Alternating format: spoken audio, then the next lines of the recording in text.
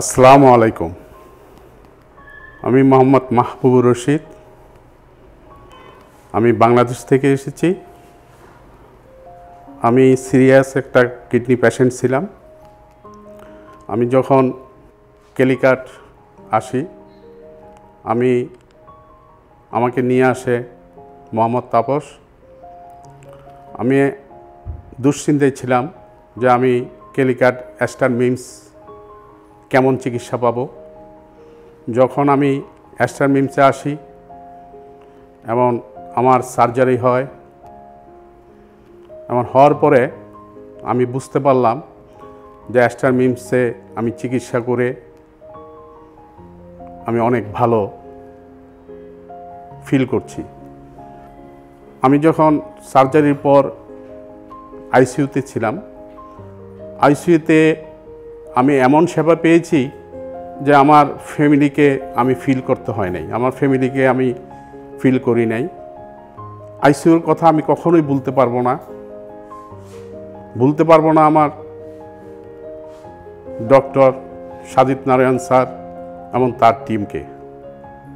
এবং এখানকার যারা যে ডিপার্টমেন্টে আমি ছিলাম, আমাকে রাখা হয়েছে, সেখানে প্রত্যেকটা নার্স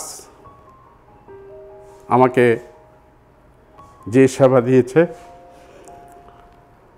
আমি কখনো বলতে পারবো না। আমি আশা করি নাই এমন চিকিৎসা, এমন সেবা আমি পাবো এই অ্যাস্টার মিমস থেকে। সত্যিকারভাবে আমি অ্যাস্টার মিমসে ধন্যবাদ দিয়ে ছোট করতে চাচ্ছি না, আমার চাওয়ার চেয়ে বেশি পেয়েছি।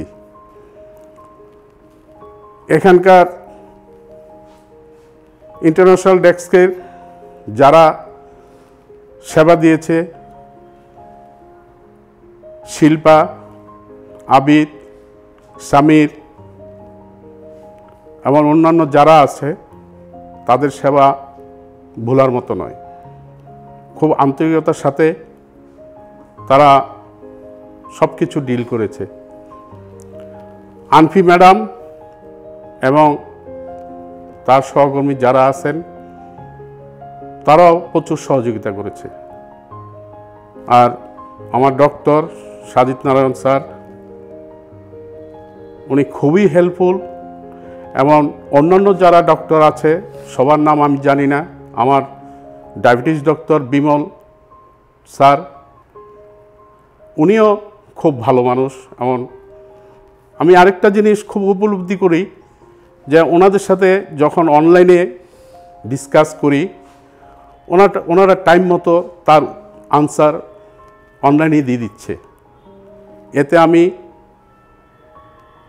খুবই খুশি।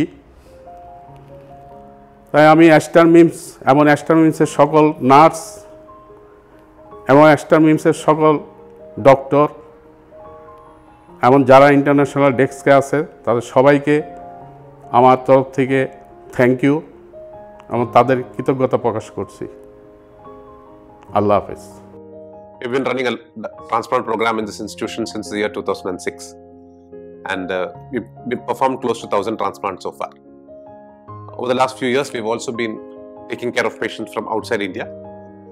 Mr. Rashid, on the other hand, is a diabetic, has been diabetic for a long time.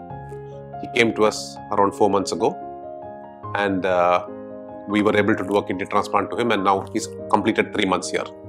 He's been a very good patient. We were worried that him being a diabetic, whether his diabetes control will get upset after the transplant, but he's been very good patient, taking medicines very well, very intense regimen of exercise, has achieved very good diabetes control, and his transplanted kidney is also doing very well. I'm sure if he follows this regime when he goes back home, he will also do very well in the future.